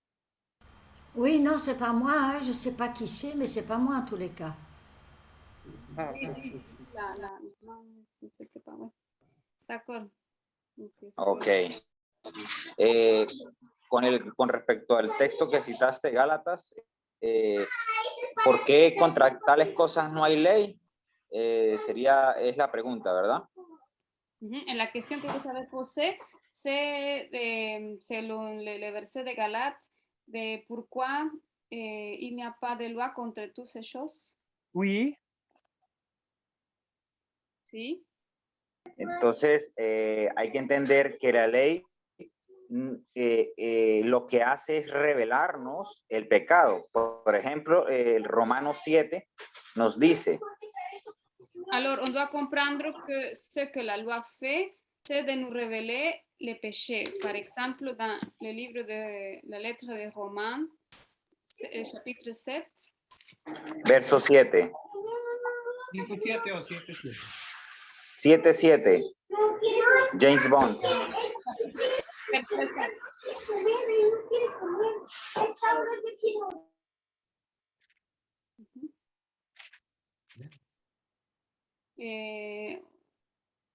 Je vais le lire en español. Pedro, ¿lo va a leer en español? Usted, por favor. Usted. El versículo 7 dice, ¿qué diremos entonces? Búsquelo en francés, por favor. ¿Es pecado la ley? De ningún modo. Al contrario, yo no hubiera llegado a conocer el pecado si no hubiera sido por medio de la ley, porque yo no hubiera sabido lo que es la codicia si la ley no me hubiera dicho, no codiciarás. Y en francés, que faut-il en conclure que la Torah est péché? Que le ciel nous en garde. Mais s'il n'y avait pas eu de Torah, je n'aurais pas connu ce que c'est le péché. Par exemple, je n'aurais pas été conscient du péché de convoitise si la Torah n'avait pas dit tu ne convoiteras pas. Entonces, los frutos del Ruach no nos van a llevar o no nos deben llevar al pecado. Alors, les fruits du roi ne doivent pas nous amener au péché. Y más bien la Torah lo que nos va a mostrar es si estamos en pecado o no. Et la Torah va nous montrer si on est en péché ou pas. Amen, amen, Como lo Pedro. ok, ça va. Amen, amen, Pedro, c'est tout à fait ça. D'ailleurs, il est dit dans 1 Jean 2,4, il dit celui qui dit avoir connu Yeshua Mashiach, mais qui ne respecte pas ses mitzvot, ses commandements, est un menteur. Como lo dice en Primera de Juan, quel chapitre? Donc le premier livre de Jean, de Yohanan, Capítulo 1, verso 4 debe ser. Primera de Juan, versículo 1, versículo 4. Capítulo 1, versículo 4. No. ¿Qué digo? Ya va. Chapitre, premier Jean, chapitre 2. Chapitre 2, capítulo 2, versículo 4, que dice, el que dice, yo he llegado a conocerle y no guarda sus mandamientos, es un mentiroso y la verdad no está en él. Oui. Celui qui dit, je le connais mais ne l'obéit pas à ses commandements, est un menteur et la vérité n'est pas en lui. Donc, nous voyons, nous devons continuer à pratiquer ces mitzvot. Como ven, pues debemos continuar practicando sus mandamientos. Nous devons continuer à pratiquer la Torah de Mashiach, la Torah d'Adonai. Debemos continuar practicando la Torah de Mashiach, la Torah de Adonai.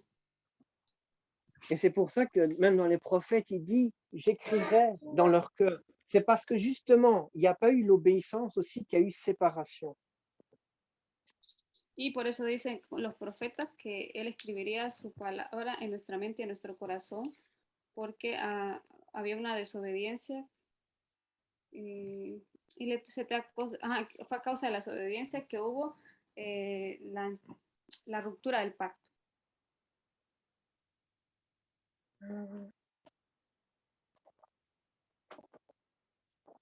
Voilà.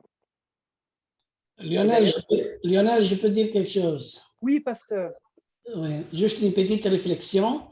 Quand tu as dit la loi ne peut rien faire, hein, comme telle chose de Galate, hein, cette question m'a été donnée souvent. Qu'est-ce que tu en penses? Hein? Et moi, je réponds aussi avec un simple exemple. Ok, el pastor va a compartir algo con respecto a lo que se dijo de contra tales cosas no hay ley. Siempre me hacen la pregunta y yo respondo con un ejemplo. Par exemple, si quelqu'un roule avec la voiture dans un village, la loi dit de rouler à 50 à l'heure, hein, parce que c'est la loi qui dit. Por ejemplo, si alguien está manejando a 50 kilómetros por hora, la ley dice que a esa es la velocidad la que debe conducir, en la que debe conducir. Mais si moi, j'ai dans la voiture quelqu'un qui est en souffrance et qui doit absolument être le plus vite possible à l'hôpital, Pero si hay alguien que está sufriendo y que necesita de emergencia ir al hospital, alors je vais rouler plus vite.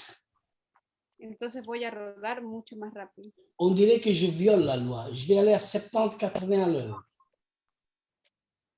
Diríamos que yo violo la ley porque empiezo a manejar a 74 por hora.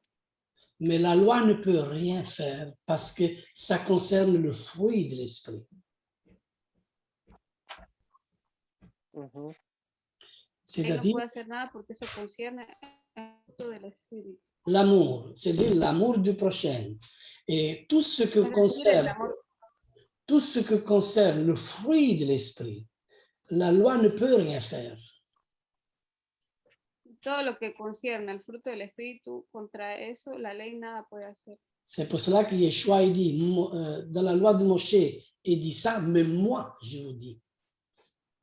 Y por eso es que Yeshua dice, la ley de Moisés dice esto, pero yo les digo. Ce qu'il faut comprendre, c'est que l'esprit, ils doivent incarner la parole pour qu'ils deviennent vivantes et ils donnent la valeur. Lo que debemos comprender es que el espíritu debe encarnar la palabra para que tenga valor y dé fruto.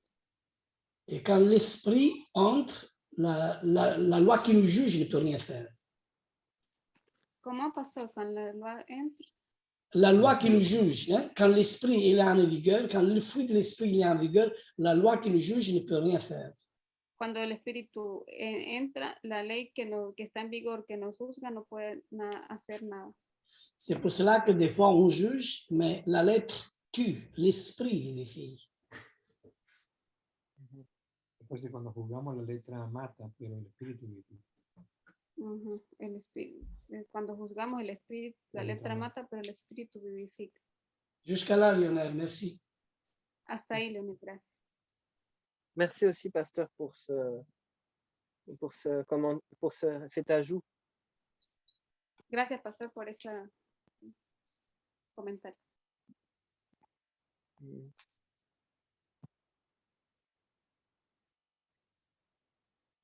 Alors, par rapport aussi au commandement, il y a aussi je voulais aussi voir avec vous un passage qui a un parallèle dans la Bible. Y con respecto a los mandamientos, quiero ver con ustedes un paralelo en la Biblia. Il nous dit ceci, en Deutéronome 30, 11 à 20. En Deutéronomio 30. On va commencer, oui, au verset 11. 30 à 11. Donc, Deutéronome Deutéronome, chapitre 30, verset 11. 1 ou 11? 11. Okay, Deuteronomio 30, versículo 11. Alors, il nous est dit, oui, je vais le prendre dans ma Bible parce que je l'ai aussi dans mes notes. Il est dit ceci, car cette mitzvot, donc ce commandement que je vous prescris, que je vous donne aujourd'hui, n'est pas trop difficile pour vous, elle n'est pas hors d'atteinte. Dice el versículo 11, porque este mandamiento que yo te ordeno hoy no es muy difícil para ti ni está fuera de tu alcance. Mhm. Il nous dit au verset suivant, elle n'est pas au ciel pour que vous demandiez qui montera au ciel pour nous. Il nous l'apportera et il nous fera entendre afin que nous obéissons. Y el versículo 12 dice el siguiente, no está en el cielo para que digas, ¿quién subirá por nosotros al cielo para traérnoslo y hacérnoslo oír a fin de que lo guardemos? De même, elle n'est pas de l'autre côté de la mer pour que vous demandiez qui la traversera pour nous, nous l'apportera et la fera entendre, afin que nous obéissons. Ni está más allá del mar para que digas, ¿quién cruzará el mar por nosotros para traérnoslo y para hacérnoslo oír a fin de que lo guardemos? Au contraire, la parole est très proche de vous, dans votre bouche et même dans votre cœur. C'est pourquoi vous pouvez le faire. Pues la palabra está muy cerca de ti, en tu boca y en tu corazón, para que la guardes.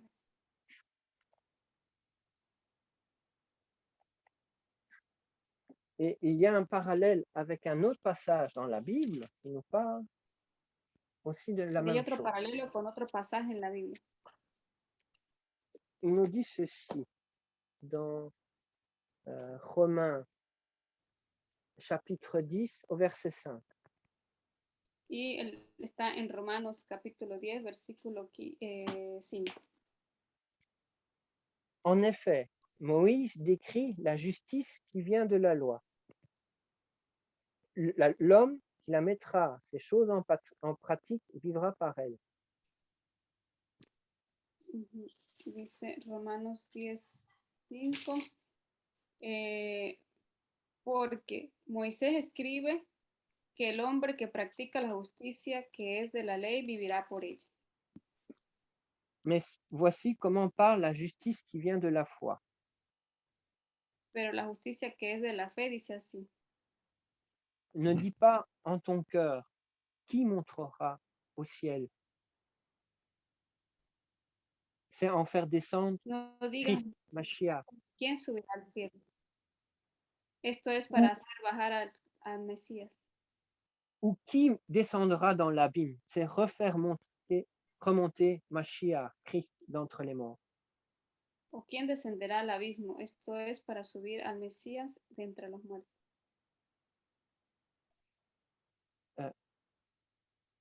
Que dit-elle donc? La parole... Attends, j'ai sauté un passage, non? Non, oui. Que dit-elle donc? La parole est près de toi, dans ta bouche et dans ton cœur. Or, c'est la parole de la foi que nous prêchons. Mas, ¿qué dice? Cerca de ti está la palabra, en tu boca y en tu corazón, es decir, la palabra de fe que predicamos. Alors, il nous dit aussi, si tu confesses de ta bouche le Seigneur Yeshua et tu crois dans ton cœur que Dieu l'a ressuscité des morts, tu seras sauvé. Car c'est en croyant du cœur qu'on parvient à la justice et en confessant de la bouche qu'on parvient au salut selon ce que l'Écriture dit. Quiconque croit en lui ne sera pas confus.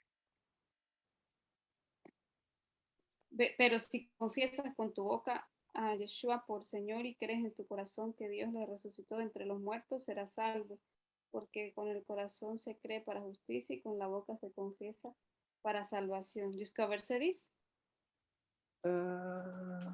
Oui, 11, pardon, 11. Y el 11, pues la Escritura dice, todo el que cree en él no será avergonzado.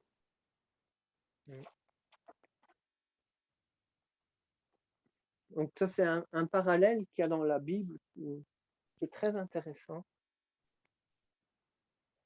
Et on voit finalement, quand on met le commandement, et on met dans Deutéronome, on parle du commandement, il dit que c'est quelque chose qui se trouve au contraire près de toi, dans ta bouche, dans ton cœur. Et c'est la même chose qu'il dit par rapport à la foi.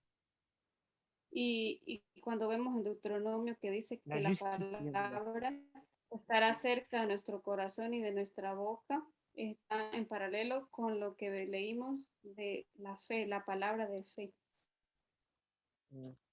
Pablo está citando el mismo texto prácticamente. Oui, Ruben? Pablo, il fait la citation du même texte qu'on a lu.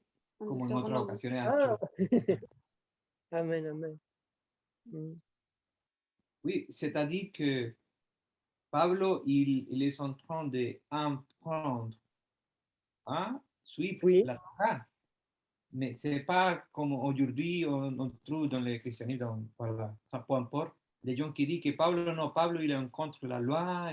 Mais si Non, Pablo, non, non, au contraire, il le confirme en fait. Il ne dit pas que c'est une foi différente, c'est la même foi qu'il y a.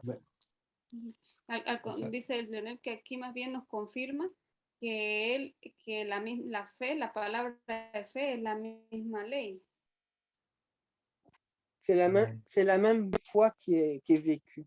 La seule chose, c'est que ce qui a changé, c'est que comme l'homme était incapable d'y arriver, Adonai a intervenu. Donc on demande d'avoir confiance en lui, d'avoir confiance en Mashiach. Lo único que cambia aquí es que como no teníamos la capacidad de cumplir, de llegar a cumplirla, entonces Dios y nos pide tener confianza en Él, en lo que Él va a hacer con nosotros. Nous devons avoir foi en lui, nous devons avoir foi à ses promesses. Debemos tener fe en Él y tener fe en sus promesas. Et d'ailleurs, quand on parle de justice, on parle aussi, la justice est basée sur une loi. On avait étudié ça il n'y a pas longtemps. Ce n'est pas que la loi est abolie, non, c'est que par un acte d'amour, on avait été rachetés, nous avons été sauvés. Debemos tener confianza en la justicia de Dios, no es que por la... J'ai perdu l'idée. Ce n'est pas parce que quoi? Ce n'est pas du fait que... comment je le dis maintenant? Ce n'est pas le fait que nous... Oh, j'ai perdu la phrase. Fue por el hecho de que fuimos comprados por él. Nous devons comprendre que finalement, c'est parce que nous avons été rachetés que nous ne devons plus suivre la loi. Quand on parle de... Oui, vas-y, traduis petit à petit, je vais continuer. No es por el hecho de que cumplamos la ley, sino Nous avons... Oui. Quand nous parlons de justice, la justice vient toujours d'une loi. Sino porque fuimos comprados. Y la justicia, cuando hablamos de justicia, la justicia siempre viene de la ley. Lionel, merci. Justement, je voulais ajouter, si je me permets, l'amour de Dieu consiste à l'obéissance des commandements de Dieu. C'est lui qui aime Dieu et qu'il aime vraiment par grâce, qu'il suit, bien sûr, mais l'amour de Dieu qu'il a en lui, cet amour qui est le fruit de l'esprit, le fruit de l'esprit conduit toujours le fruit de l'esprit à obéir sa Torah, ses commandements. C'est en fait. Amen, pasteur. L'amor del espíritu que sale del espíritu siempre va a conducir a la obediencia de la ley. Amen. Amen. Parce que c'est juste, quand nous avons cet amour, nous allons chercher à le placer. C'est ça que je vous avais dit un moment aussi dans l'étude. Quand nous l'aimons, nous cherchons à le plaire. Nous aimons notre Père, nous allons chercher à le plaire. Cuando lo amamos, buscamos complacerlo. Si amamos a nuestro Padre, vamos a querer complacerlo. Voilà. Et aussi, ce que je trouvais intéressant aussi à voir ensemble, c'est quand on voit ces deux alliances, nous voyons que la première alliance que Moshe avait fait, que Dieu a fait via Moshe. Otra cosa que encontró interesante es que cuando habla de las dos alianzas, la primera alianza que hizo con Moisés, nous voyons qu'il y a eu le sang qui a été versé pour sceller cette alliance. ¿Le quoi? Excusez-moi. Le sang. La sangre. Le sang. Fue vertido. C'est Exode 24, 20. Oui, le 24, 8. Voici le sang de l'alliance que l'Éternel a faite avec vous selon toutes ses paroles. la sangre de la alianza que fue vertida según tus palabras. ¿Qué versículo? Acá, Pero ¿qué libro? Éxodo 24, 6. Ajá, Éxodo 24. 24, No, 8. Oui, Éxodo 24, versículo 8. Bien. ¿No lo va a leer? ¿Vous allez le lire en français? Oh, ok. Oui, oui, je peux aussi, quelqu'un le retrouve avant.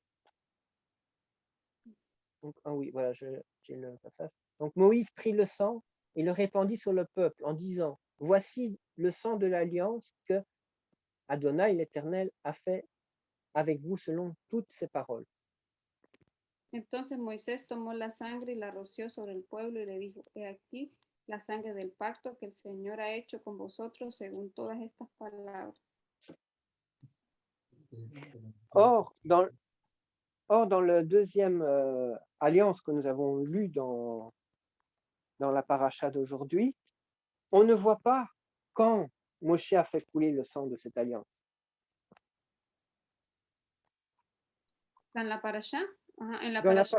dans la paracha d'aujourd'hui, on n'a pas vu où Moïse a fait couler le sang pour sceller cette alliance. No vemos en la siguiente alianza cómo Moisés roció la sangre para sellar esa alianza. Mais si nous reprenons dans Matthieu 26, versets 27 et 28, nous allons voir où et quand a été versé ce sang. Matthieu 26. Buscamos Mateo 26, 27 et 28. 27 et 28. Il dit, il prit aussi une coupe de vin et fit une braha et lui donnant en leur donnant en disant, buvez-en tous, car ceci est mon sang qui rectifie la nouvelle alliance, mon sang versé pour une multitude afin que leurs péchés soient pardonnés. Dice, y tomando una copa y habiendo dado gracias, se la dio diciendo, bebed todos de ella, porque esta es mi sangre del nuevo pacto que es derramada por muchos para el perdón de los pecados.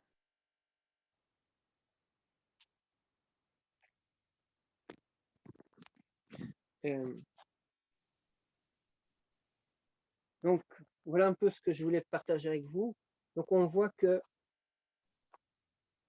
ce que nous appelons Brit Hadasha, la nouvelle alliance, c'est quelque chose qui était déjà connu dans les textes, quelque chose qu'on pouvait déjà retrouver. Entonces, lo que llamamos la Brit Hadashah, la nueva alianza, es algo que ya era conocido. Et c'est pas quelque chose qui est sorti comme ça d'un chapeau. No fue algo que salió de repente de un sombrero.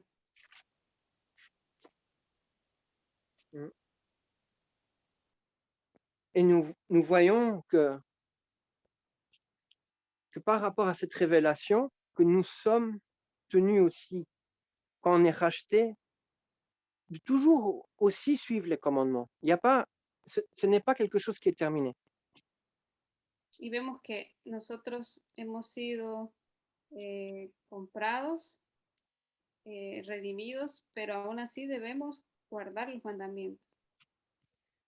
Mais ce qui a changé, c'est que nous avons été rachetés par Yeshua et que nous demeurons dans son amour. Y lo que cambió fue que fuimos redimidos por la sangre de Yeshua y que debemos permanecer en su amor.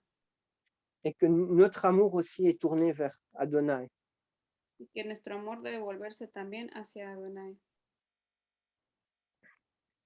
Et nous, en tant que disciples, nous devons apporter au monde entier ce que Adonai a fait dans notre vie, comment il nous a rachetés. Y nosotros debemos, como redimidos, compartirle al mundo lo que Adonai ha hecho por nosotros.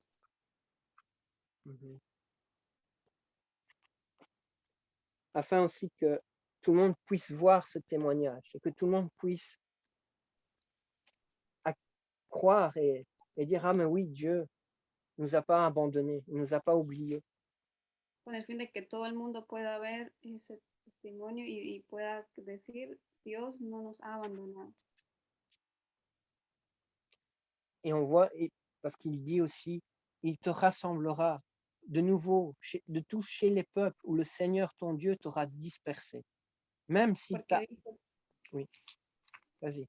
Que Dios, que el Señor los traerá de todos los lugares a donde fueron dispersados. Même si tu as été emmené jusqu'au bout du monde, c'est de là-bas que le Seigneur, Adonai, ton Dieu, notre Elohim, te rassemblera. Et c'est de là-bas qu'il ira te prendre. Si fuiste enviado a lo último de la tierra, de allá el Señor te traerá. Et c'est ce qu'il dit aussi dans Jérémie 32, la deuxième partie du verset 37, il dit, « Voici, je les rassemblerai de tous les pays où je les aurai chassés dans ma colère, dans ma fureur, dans une grande indignation. » Y como dice en Jeremías 32, 37, aquí los reuniré de todas las tierras a las cuales los he echado en mi ira, en mi furor y con gran enojo, y los haré volver a este lugar y los haré morar seguros. Et donc, on voit que cette alliance, c'est par amour qu'Adonai qu'il a pour nous, qui vient nous rechercher, nous ramener et faire que nos cœurs puissent être transformés afin que nous puissions le servir. Comment? Je dis, hein, on voit que c'est par amour qu'Adonai, l'amour qu'il a pour nous, qu'il est parti nous rechercher. Y fue por amor, su amor, que él fue a buscarnos. Qui a été nous chercher, qui nous a permis qui nous a transformé notre cœur et qui a permis que nous soyons ses serviteurs. Y ese amor ha transformado nuestros corazones y ha permitido que seamos sus siervos, sus servidores. Parce qu'à la base, nous ne le méritons pas. Porque en sí no lo merecemos. Mais par son amour pour nous, maintenant nous le méritons. Pero por su amor hacia nosotros, ahora somos merecedores de eso. Donc, voilà, donc, il faut que nous puissions arriver à demeurer dans son amour. Entonces es necesario que podamos morar, permanecer en su amor. Voilà, je pense que j'ai apporté à peu près tout ce que je voulais vous dire aujourd'hui. Creo que ya eso es todo lo que quería compartirles el día de hoy. Amen. J'espère que j'ai réussi à me faire comprendre. C'était pas Amen. Très bien, très bien. Amen. Tu as fait des progrès, tu as fait des grands progrès, Lionel. Has hecho grandes progresos, Lionel. Amen. Amen. Très bien. D'ailleurs, Nitzavim, c'est la paracha de l'alliance. J'ai dit, c'est ça, une alliance globale entre Dieu et son peuple. Y yo puedo decir que Nitzavim es una paracha de la alianza, una alianza global entre Dios y su pueblo. C'est pour cela qu'il faut se tenir debout Y devant l'Éternel. Y por eso es que la paracha significa que hay que mantenerse parado delante del Eterno. C'est-à-dire l'ensemble de tout le peuple est appelé à se tenir debout pour entendre les paroles de la prophétie. Es decir, todo el pueblo, el conjunto del pueblo de Dios debe mantenerse firme delante de Dios para escuchar la palabra de la profecía. Et pour se tenir debout, comme tu nous enseignais, Lionel, c'est observer les commandements de Dieu. Y para mantenerse de pie, como tú nos enseñas, Leonel, es de Adonai. Et un jour, nous verrons les personnes qui vont se tenir debout. Y un día veremos las personas que se mantuvieron firmes. Il y a beaucoup de passages dans la Bible qui parlent de ça. Hay muchos pasajes en la Biblia que hablan de eso. Par exemple, je vous donne un passage, la grande foule, qu'un jour, il va se tenir devant le trône de Dieu et il est vraiment debout devant l'Éternel, devant le trône de Dieu. Debout. Pero en Apocalipsis, cuando habla de la gran multitud que estará parada enfrente del trono de Dios. Mais pourquoi cette grande foule, il est debout devant le trône de Dieu? Parce qu'il a observé et il a gardé le témoignage de Yeshua à Mashiach et les commandements. ¿Y por qué esa multitud puede mantenerse de pie delante del trono de Dios? Porque esa multitud guardó el testimonio de Yeshua y la palabra, sus mandamientos. Dans l'Apocalypse, il y a un bon passage où il dit que la femme, c'est-à-dire l'épouse, et celle qui ne passe pas la tribulation, il va dans le désert, hein, pour être protégée, pour être gardée par le Seigneur. Elle, c'était debout devant la nuit. Que es la esposa, va a ser guardada en el desierto, va a ser protegida. Mais la postérité de l'épouse, c'est-à-dire la postérité de la femme, est celle qui garde les commandements de Dieu et le témoignage de Yeshua Mashiach. Pero la posteridad de la mujer es aquella que guarda el testimonio de Yeshua y la palabra. Et aujourd'hui, il faut vraiment se tenir debout. On doit garder le témoignage. On doit garder vraiment les commandements pour se tenir debout, vraiment. Y hoy día debemos mantenernos de pie, debemos guardar el testimonio y la palabra. Parce que ça va arriver qu'on doit aussi payer pour notre vie. Porque va a llegar el momento en que debamos pagar por nuestras vidas. L'Apocalypse, chapitre 7, il dit d'où il vient cette grande foule qui se tient debout devant le trône. D'où il vient? Que se mantiene de pie delante del trono. Il vient de la grande tribulation. C'est chapitre 7, versets 9 et 10. C'est l'Apocalypse. Y vienen de la gran tribulación. Y eso está en el capítulo 7, versículos 9 y 10. Vous voyez, il y a beaucoup de choses à dire, aussi même sur Josué aussi. Josué qui était couvert de vêtements sales, hein? Et il se tenait debout devant l'ange. Et cette position, c'est dire, reflète la confiance, le désir d'avancer avec l'Éternel. Y Josué, otro ejemplo, las vestimentas sucias y se mantenía de pie delante del Eterno. Il faut quoi, pasteur? C'est-à-dire que Josué, c'est lui qui était couvert de vêtements sales, hein? Il se tenait debout, c'est le mot de la paracha, devant l'ange. Y entonces Josué se mantenía de pie delante del ángel. Mais alors, je voulais dire que cette position reflète la confiance. Y quería decirles que esa posición refleja la confianza. Non seulement la confiance, mais aussi le désir d'avancer avec l'Éternel. Y no solo la confianza, sino el deseo de avanzar con el Eterno. Et ça doit être aussi notre désir d'avancer avec l'Éternel. Y eso debe ser también nuestro deseo, avanzar con el Eterno. Il faut toujours se tenir debout. Es necesario mantenerse siempre de pie. Nitzvamim, debout.